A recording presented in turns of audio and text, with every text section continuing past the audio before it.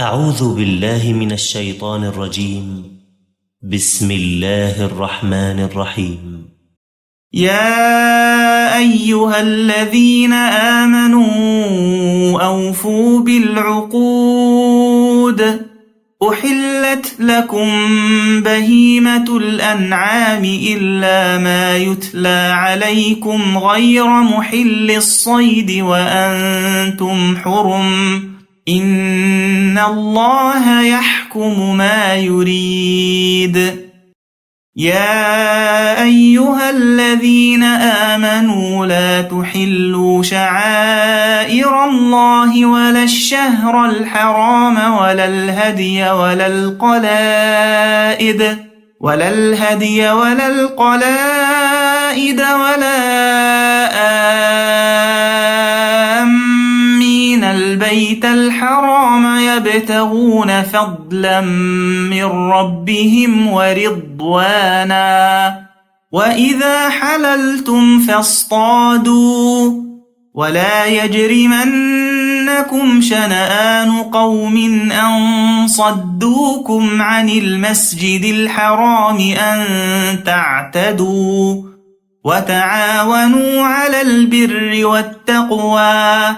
ولا تعاونوا على الإثم والعدوان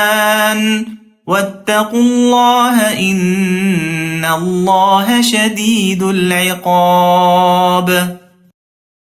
حرمت عليكم الميتة والدم ولحم الخنزير وما أهل لغير الله به والمنخنقة والموقوذة والمتردية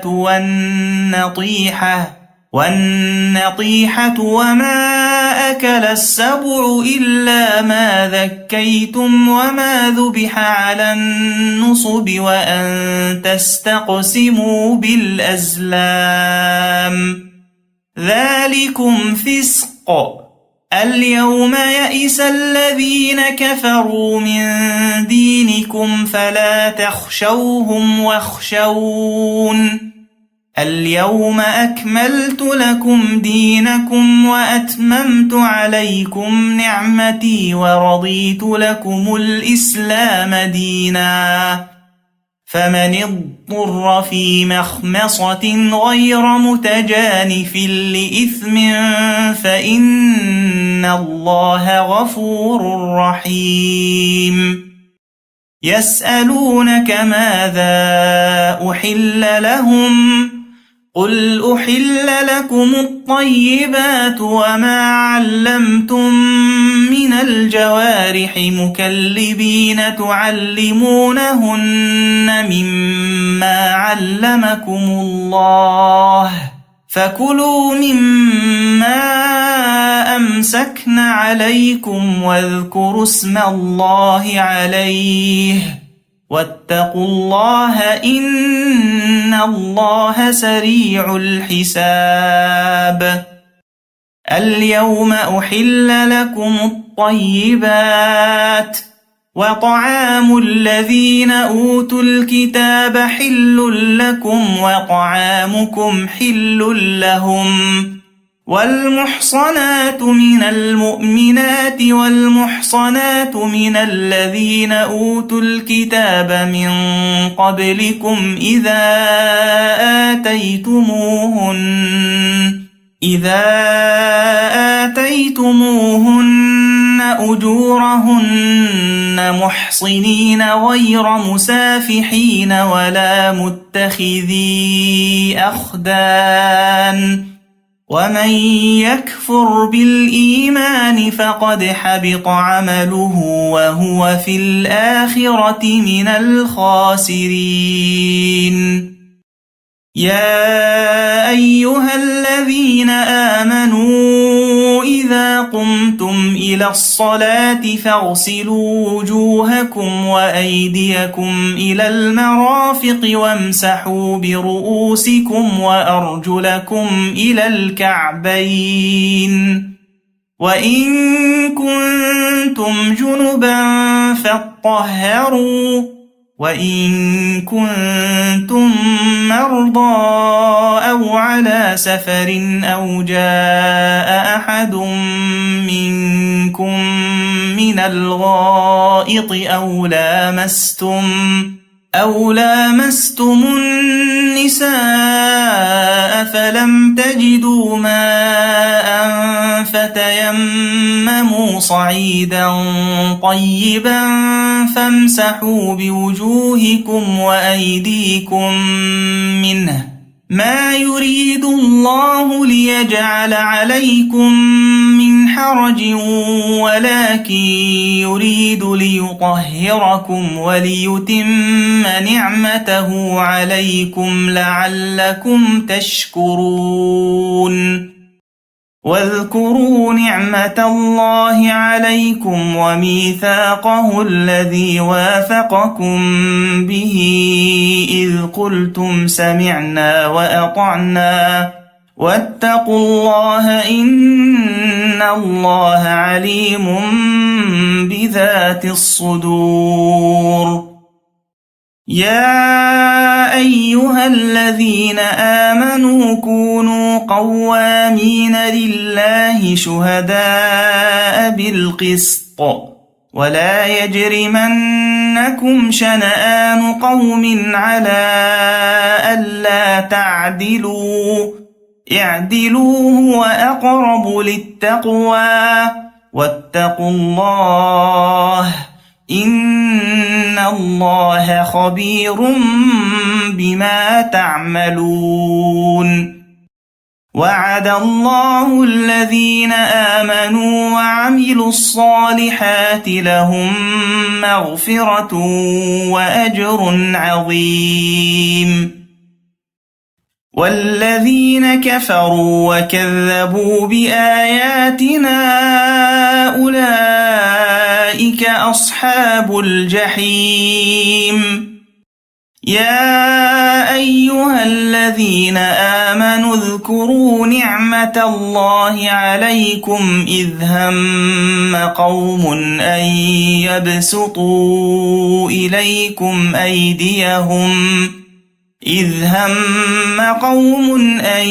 يبسطوا إليكم أيديهم فكف أيديهم عنكم واتقوا الله وعلى الله فليتوكل المؤمنون ولقد أخذ الله ميثاق بني إسرائيل وبعثنا منهم 12 نقيبا وقال الله إني معكم لئن أقمتم الصلاة وآتيتم الزكاة وآمنتم برسلي وعزرتموهم وأقرضتم الله قرضا حسنا لأكفرن عنكم سيئاتكم ولأدخلنكم جنات تجري من تحتها الأنهار فمن كفر بعد ذلك منكم فقد ضل سواء السبيل فبما نقضهم ميثاقهم لعناهم وجعلنا قلوبهم قاسية يحرفون الكلم عن مواضعه ونسوا حظا مما ذكروا به ولا تزال تطلع على خائنة منهم إلا قليلا منهم فاعف عنهم واصفح إن الله يحب المحسنين ومن الذين قالوا إنا نصارى أخذنا ميثاقهم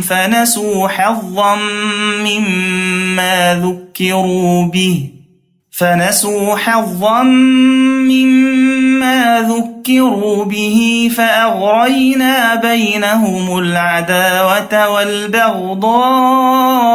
إلى يوم القيامة وسوف ينبئهم الله بما كانوا يصنعون يا أهل الكتاب قد جاءكم رسولنا يبين لكم كثيرا مما كنتم تخفون من الكتاب ويعفو عن كثير قد جاءكم من الله نور وكتاب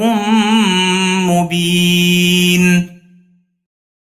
يهدي به الله من اتبع رضوانه سبل السلام ويخرجهم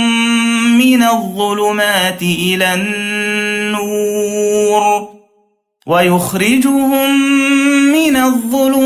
إلى النور بإذنه ويهديهم إلى صراط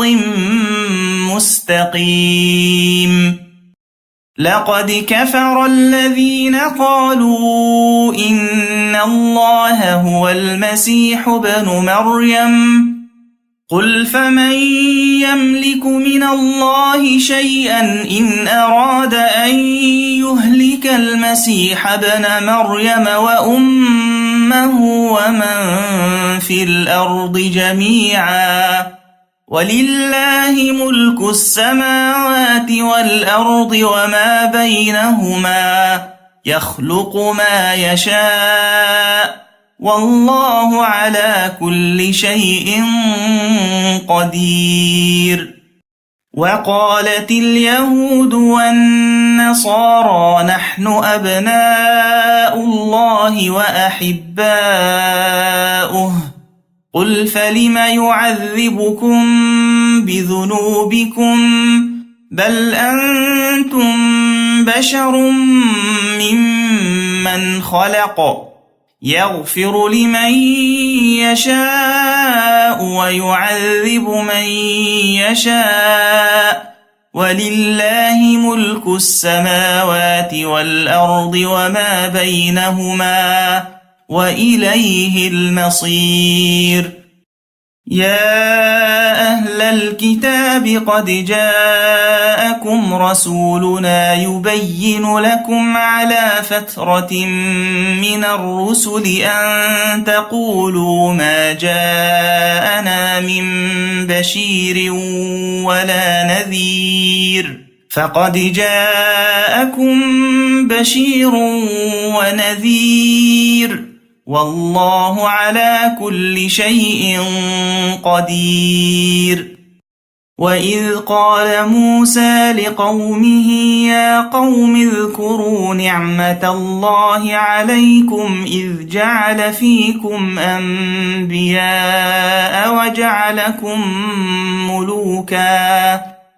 وجعلكم ملوكا وآتاكم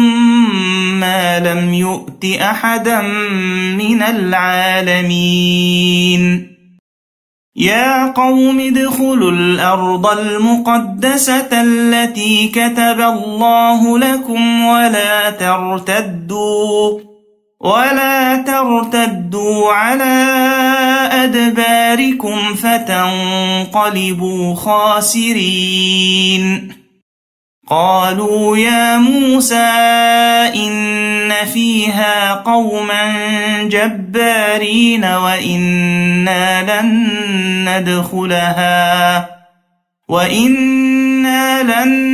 ندخلها حتى يخرجوا منها فإن يخرجوا منها فإنا داخلون قال رجلان من الذين يخافون أنعم الله عليهم ادخلوا عليهم الباب فإذا دخلتموه فإنكم غالبون وعلى الله فتوكلوا إن كنتم مؤمنين قالوا يا موسى إنا لن ندخلها أبدا ما داموا فيها فاذهب أنت وربك فقاتلا إنا هاهنا قاعدون قال رب إني لا أملك إلا نفسي وأخي فافرق بيننا وبين القوم الفاسقين قال فإنها محرمة عليهم 40 سنة يتيهون في الأرض فلا تأس على القوم الفاسقين واتل عليهم نبأ ابني آدم بالحق إذ قربا قربانا فتقبل من أحدهما ولم يتقبل من الآخر قال لأقتلنك قال إنما يتقبل الله من المتقين لئن بسطت إلي يدك لتقتلني ما أنا بباسط يدي إليك لأقتلك إني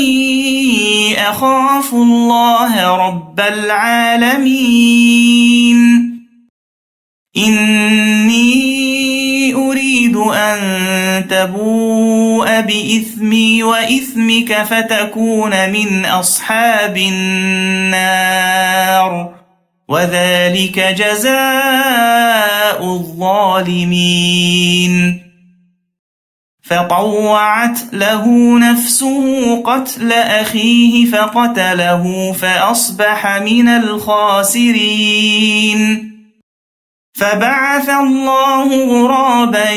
يبحث في الأرض ليريه كيف يواري سوءة أخيه قال يا ويلتى أعجزت أن أكون مثل هذا الغراب فأواري سوءة أخي فأصبح من النادمين من أجل ذلك كتبنا على بني إسرائيل أنه من قتل نفسا بغير نفس أو فساد في الأرض فكأنما قتل الناس جميعا ومن أحياها فكأنما أحيا الناس جميعا ولقد جاءتهم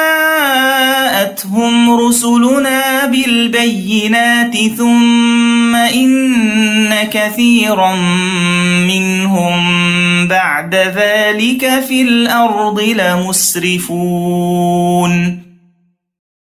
إنما جزاء الذين يحاربون الله ورسوله ويسعون في الأرض فسادا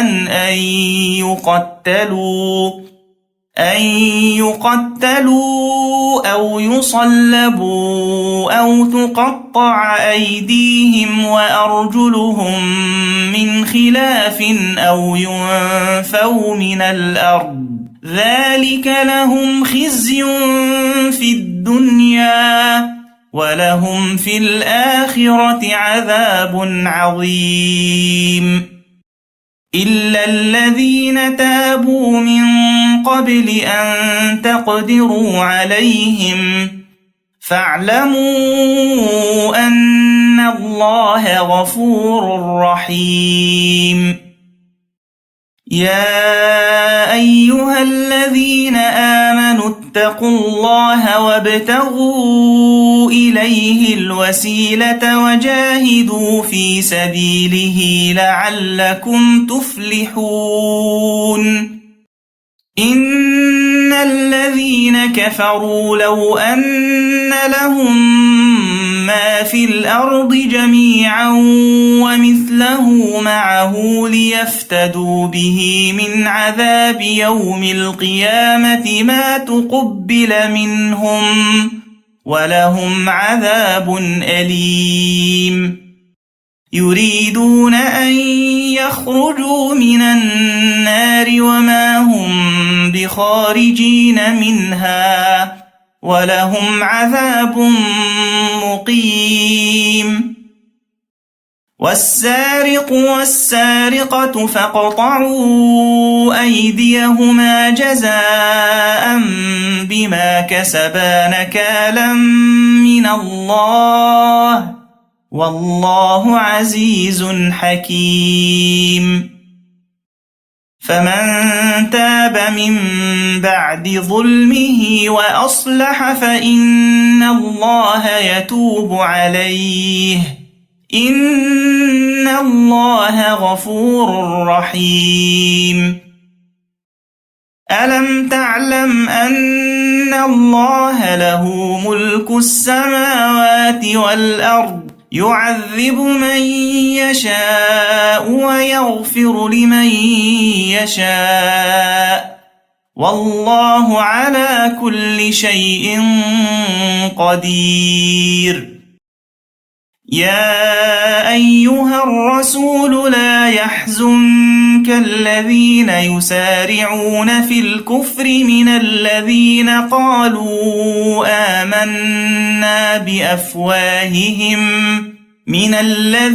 قالوا آمنا بأفواههم ولم تؤمن قلوبهم ومن الذين هادوا سماعون للكذب سماعون لقوم آخرين لم يأتوك يحرفون الكلم من بعد مواضعه يقولون إن أوتيتم هذا فخذوه وإن لم تؤتوه فاحذروا ومن يرد الله فتنته فلن تملك له من الله شيئا أولئك الذين لم يرد الله أن يطهر قلوبهم لهم في الدنيا خزي ولهم في الآخرة عذاب عظيم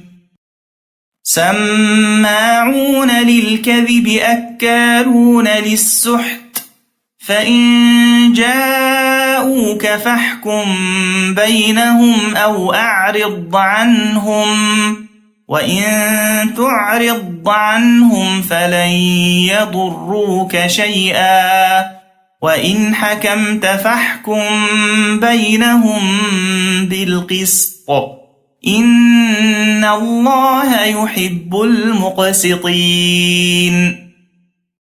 وكيف يحكمونك وعندهم التوراة فيها حكم الله ثم يتولون من بعد ذلك وما أولئك بالمؤمنين إنا أنزلنا التوراة فيها هدى ونور يحكم بها النبيون الذين أسلموا للذين هادوا والربانيون والأحبار بما استحفظوا من كتاب الله وكانوا عليه شهداء فلا تخشوا الناس واخشوني ولا تشتروا بآياتي ثمنا قليلا ومن لم يحكم بما أنزل الله فأولئك هم الكافرون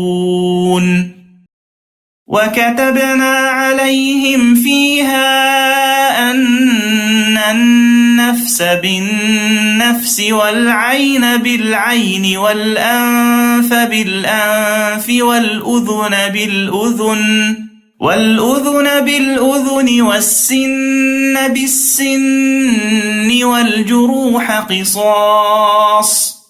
فمن تصدق به فهو كفارة له، ومن لم يحكم بما أنزل الله فأولئك هم الظالمون. وقفينا على آثارهم بعيسى ابن مريم مصدقا لما بين يديه من التوراة وآتيناه الإنجيل فيه هدى ونور ومصدقا لما بين يديه من التوراة وهدى وموعظة للمتقين. وليحكم أهل الإنجيل بما أنزل الله فيه، ومن لم يحكم بما أنزل الله فأولئك هم الفاسقون. وأنزلنا إليك الكتاب بالحق مصدقا لما بين يديه من الكتاب ومهيمنا عليه، فاحكم بينهم بما أنزل الله، ولا تتبع أهواءهم عما جاءك من الحق، لكل جعلنا منكم شرعة ومنهاجا، ولو شاء الله لجعلكم أمة واحدة ولكن ليبلوكم فيما آتاكم، فاستبقوا الخيرات، إلى الله مرجعكم جميعا فينبئكم بما كنتم فيه تختلفون. وأن احكم بينهم بما أنزل الله ولا تتبع أهواءهم واحذرهم أن يفتنوك عن بعض ما أنزل الله إليك، فإن تولوا فاعلم أنما يريد الله أن يصيبهم ببعض ذنوبهم، وإن كثيرا من الناس لفاسقون.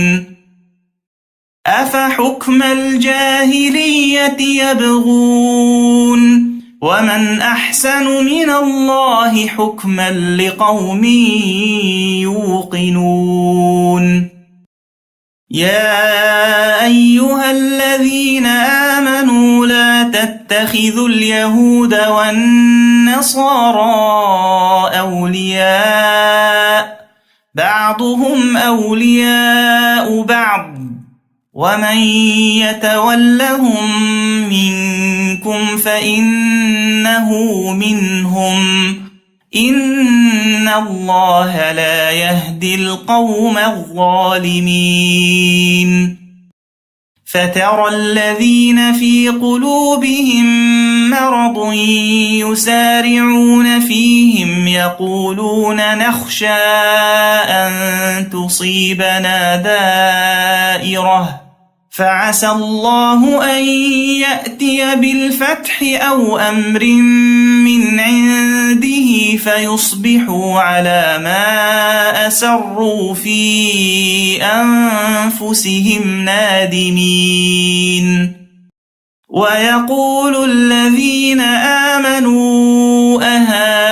أهؤلاء الذين أقسموا بالله جهد أيمانهم إنهم لمعكم، حبطت أعمالهم فأصبحوا خاسرين. يا أيها الذين آمنوا من يرتد منكم عن دينه فسوف يأتي الله بقوم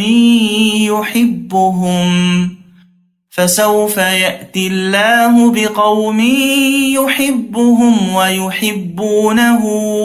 أذلة على المؤمنين أعزة على الكافرين يجاهدون في سبيل الله ولا يخافون لومة لائم ذلك فضل الله يؤتيه من يشاء والله واسع عليم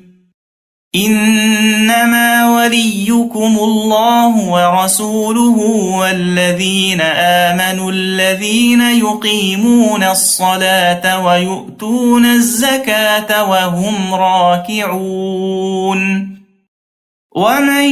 يتول الله ورسوله والذين آمنوا فإن حزب الله هم الغالبون يا أيها الذين آمنوا لا تتخذوا الذين اتخذوا دينكم هزوا ولعبا من الذين أوتوا الكتاب من قبلكم والكفار أولياء واتقوا الله إن كنتم مؤمنين وإذا ناديتم إلى الصلاة اتخذوها هزوا ولعبا ذلك بأنهم قوم لا يعقلون قل يا أهل الكتاب هل تنقمون منا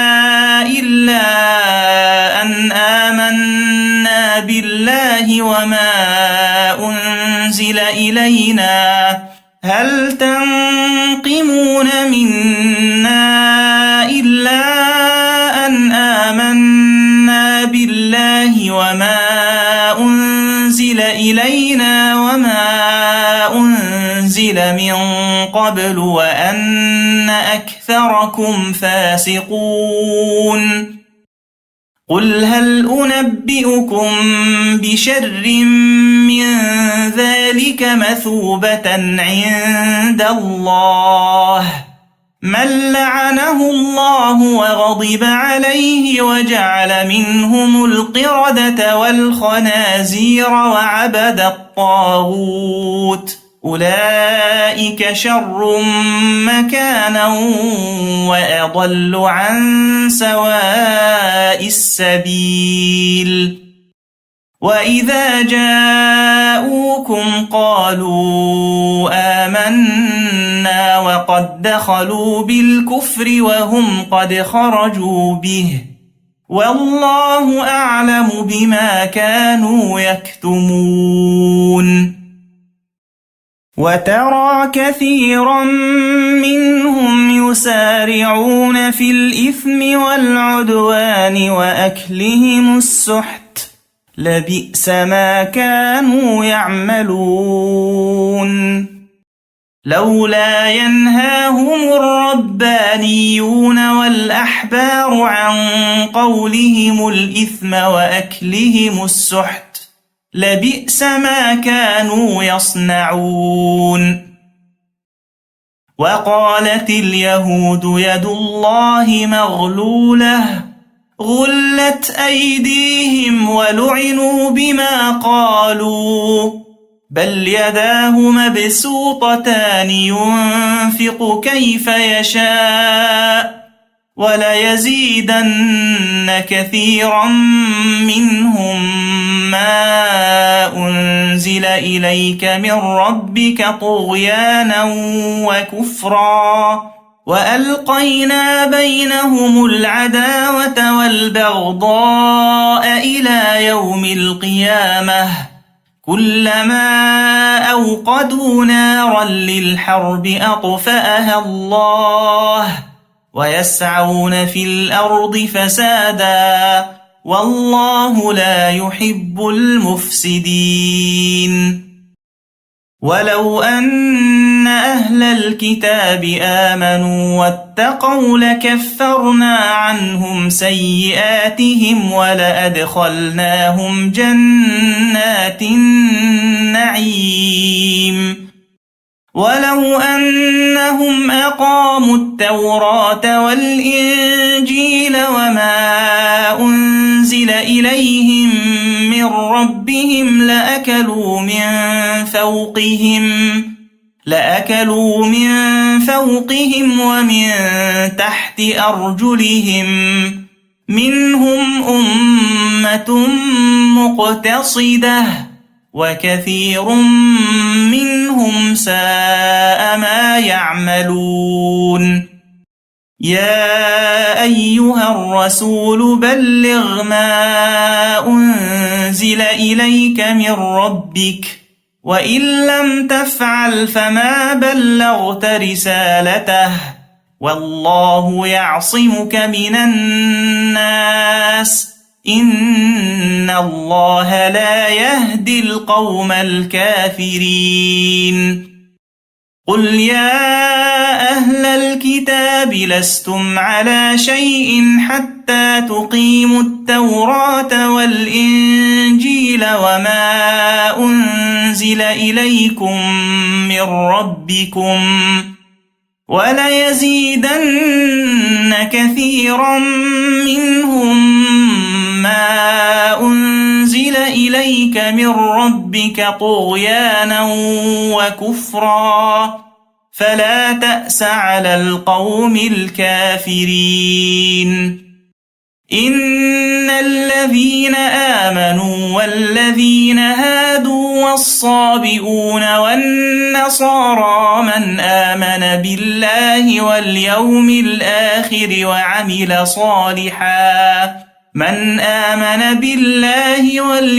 الآخر وعمل صالحا فلا خوف عليهم ولا هم يحزنون.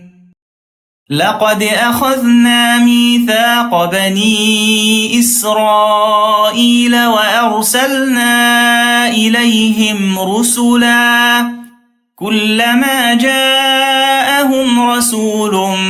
بما لا تهوى أنفسهم فريقا كذبوا وفريقا يقتلون. وحسبوا ألا تكون فتنة فعموا وصموا ثم تاب الله عليهم ثم عموا وصموا كثير منهم والله بصير بما يعملون. لقد كفر الذين قالوا إن الله هو المسيح ابن مريم وقال المسيح يا بني إسرائيل اعبدوا الله ربي وربكم إنه من يشرك بالله فقد حرم الله عليه الجنة ومأواه النار وما للظالمين من أنصار. لقد كفر الذين قالوا إن الله ثالث ثلاثة وما من إله إلا إله واحد وإن لم ينتهوا عما يقولون ليمسن الذين كفروا منهم عذاب أليم. أفلا يتوبون إلى الله ويستغفرونه والله غفور رحيم. ما المسيح ابن مريم إلا رسول قد خلت من قبله الرسل وأمه صديقة كانا يأكلان الطعام انظر كيف نبين لهم الآيات ثم انظر أنى يؤفكون قل أتعبدون من دون الله ما لا يملك لكم ضرا ولا نفعا والله هو السميع العليم قل يا أهل الكتاب لا تغلوا في دينكم غير الحق ولا تتبعوا أهواء قوم قد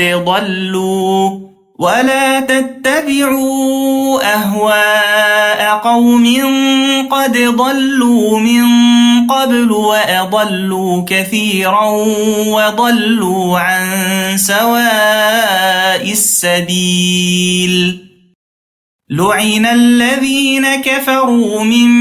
بني إسرائيل على لسان داود وعيسى بن مريم ذلك بما عصوا وكانوا يعتدون كانوا لا يتناهون عن منكر فعلوه لبئس ما كانوا يفعلون ترى كثيرا منهم يتولون الذين كفروا لبئس ما قدمت لهم أنفسهم أن سخط الله عليهم وفي العذاب هم خالدون ولو كانوا يؤمنون بالله والنبي وما أنزل إليه ما اتخذوهم أولياء ولكن كثيرا منهم فاسقون لتجدن أشد الناس عداوة للذين آمنوا اليهود والذين أشركوا ولتجدن أقربهم مودة للذين آمنوا الذين قالوا إنا نصارى ذلك بأن منهم قسيسين ورهبانا وأنهم لا يستكبرون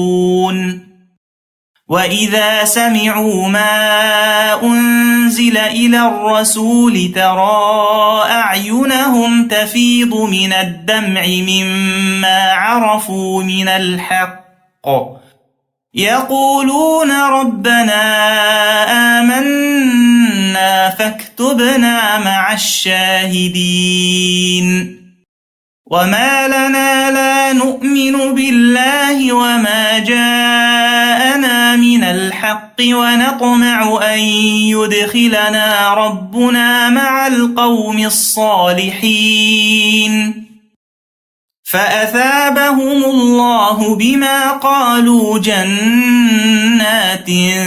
تجري من تحتها الأنهار خالدين فيها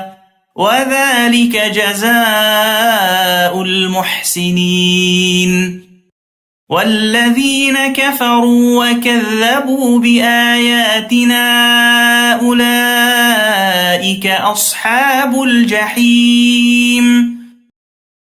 يا أيها الذين آمنوا لا تحرموا طيبات ما أحل الله لكم ولا تعتدوا إن الله لا يحب المعتدين وكلوا مما رزقكم الله حلالا طيبا واتقوا الله الذي أنتم به مؤمنون لا يؤاخذكم الله باللغو في أيمانكم ولكن يؤاخذكم بما عقدتم الأيمان فكفارته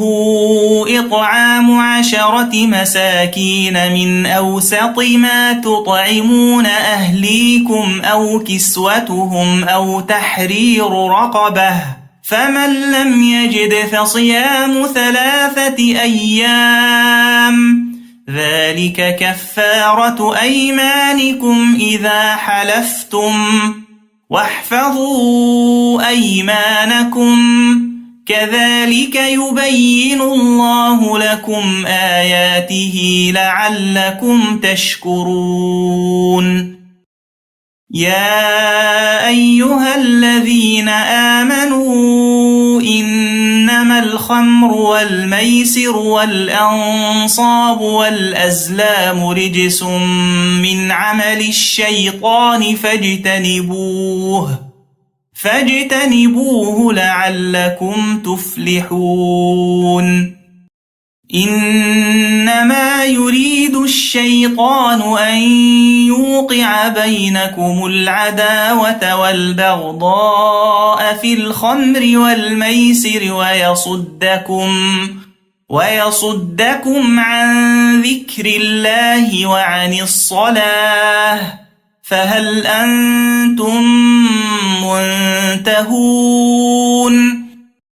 وأطيعوا الله وأطيعوا الرسول واحذروا، فإن توليتم فاعلموا أنما على رسولنا البلاغ المبين. ليس على الذين آمنوا وعملوا الصالحات جناح فيما طعموا إذا ما اتقوا وآمنوا وعملوا الصالحات ثم اتقوا وأحسنوا، والله يحب المحسنين. يا أيها الذين آمنوا ليبلونكم الله بشيء من الصيد تناله أيديكم ورماحكم ليعلم الله من يخافه بالغيب،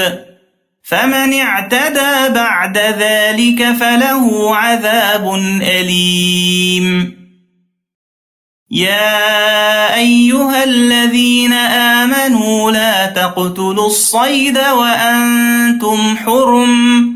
ومن قتله منكم متعمدا فجزاء مثل ما قتل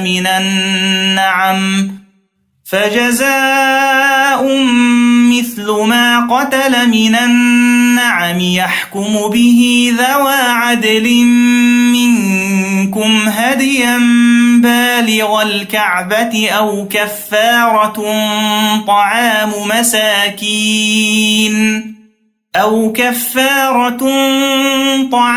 مساكين أو عدل ذلك صياما ليذوق وبال أمره، عفى الله عما سلف، ومن عاد فينتقم الله منه، والله عزيز ذو انتقام.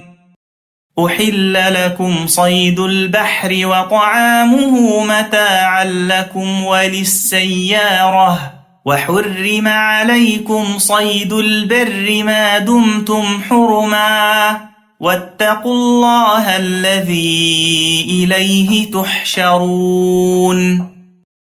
جعل الله الكعبة البيت الحرام قياما للناس والشهر الحرام والهدي والقلائد، ذلك لتعلموا أن الله يعلم ما في السماوات وما في الأرض وأن الله بكل شيء عليم. اعلموا أن الله شديد العقاب وأن الله غفور رحيم. ما على الرسول إلا البلاغ والله يعلم ما تبدون وما تكتمون قل لا يستوي الخبيث والطيب ولو أعجبك كثرة الخبيث فاتقوا الله يا أولي الألباب لعلكم تفلحون يا أيها الذين آمنوا لا تسألوا عن أشياء إن تبد لكم تسؤكم وإن تسألوا عنها حين ينزل القرآن تبد لكم عفى الله عنها والله غفور حليم قد سألها قوم من قبلكم ثم أصبحوا بها كافرين ما جعل الله من بحيرة ولا سائبة ولا وصيلة ولا حام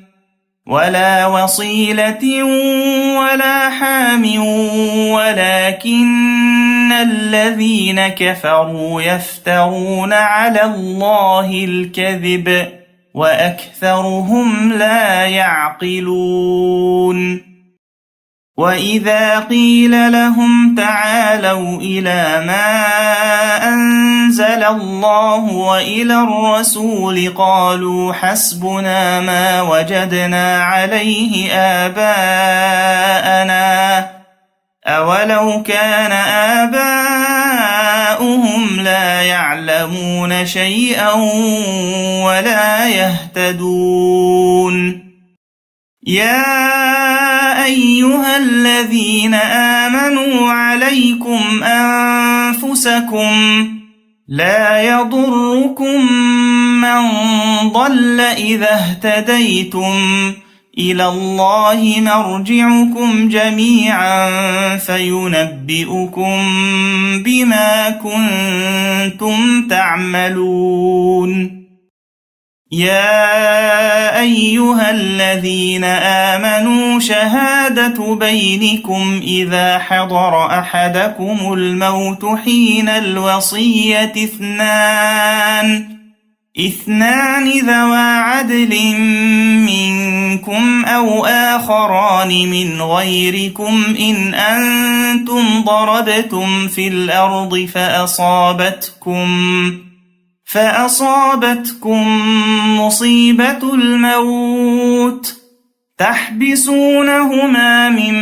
بعد الصلاة فيقسمان بالله إن ارتبتم لا نشتري به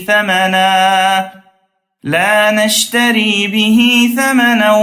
ولو كان ذا قربى ولا نكتم شهادة الله إنا إذا لمن الآثمين فإن عثر على أنهما استحقا إثما فآخران يقومان مقامهما من الذين استحق عليهم الأوليان فيقسمان بالله لشهادتنا أحق من شهادتهما وما اعتدينا إنا إذا لمن الظالمين ذلك أدنى أن يأتوا بالشهادة على وجهها أو يخافوا أن ترد أيمان بعد أيمانهم واتقوا الله واسمعوا والله لا يهدي القوم الفاسقين يوم يجمع الله الرسل فيقول ماذا أجبتم قالوا لا علم لنا إنك أنت علام الغيوب إذ قال الله يا عيسى ابن مريم اذكر نعمتي عليك وعلى والدتك إذ أيدتك بروح القدس تكلم الناس في المهد وكهلا وإذ علمتك الكتاب والحكمة والتوراة والإنجيل وإذ تخلق من الطين كهيئة الطير بإذني فتنفخ فيها فتكون طيرا بإذني وتبرئ الأكمه والأبرص بإذني وإذ تخرج الموتى بإذني وإذ كففت بني إسرائيل عنك إذ جئتهم بالبينات فقال الذين كفروا منهم إن هذا إلا سحر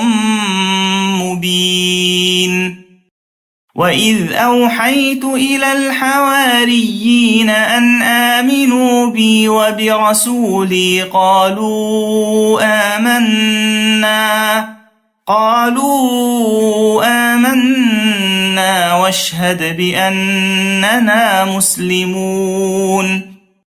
إذ قال الحواريون يا عيسى ابن مريم هل يستطيع ربك أن ينزل علينا مائدة من السماء قال اتقوا الله إن كنتم مؤمنين قالوا نريد أن نأكل منها وتطمئن قلوبنا ونعلم أن قد صدقتنا ونكون عليها من الشاهدين قال عيسى ابن مريم اللهم ربنا أنزل علينا مائدة من السماء تكون لنا عيدا لأولنا وآخرنا وآية منك وارزقنا وأنت خير الرازقين قال الله إني منزلها عليكم فمن يكفر بعد منكم فإني أعذبه عذابا لا أعذبه أحدا من العالمين وإذ قال الله يا عيسى ابن مريم أأنت قلت للناس اتخذوني وأمي إلهين من دون الله قال سبحانك ما يكون لي أن أقول ما ليس لي بحق إن كنت قلته فقد علمته تعلم ما في نفسي ولا أعلم ما في نفسك إنك أنت علام الغيوب ما قلت لهم إلا ما أمرتني به أن اعبدوا الله ربي وربكم وكنت عليهم شهيدا ما دمت فيهم فلما توفيتني كنت أنت الرقيب عليهم وأنت على كل شيء شهيد إن تعذبهم فإنهم عبادك وإن تغفر لهم فإنك أنت العزيز الحكيم قال الله هذا يوم ينفع الصادقين صدقهم لهم جنات تجري من تحتها الأنهار خالدين فيها أبدا رضي الله عنهم ورضوا عنه ذلك الفوز العظيم لله ملك السماوات والأرض وما فيهن وهو على كل شيء قدير